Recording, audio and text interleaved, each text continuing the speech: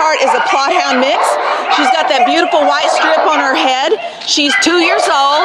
She's great with cats. She's good with all people, even children. She's a really good dog.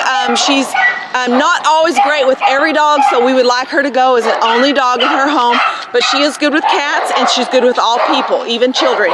So if you'd like to adopt Sweetheart, you can call or email me and I'll send you an application.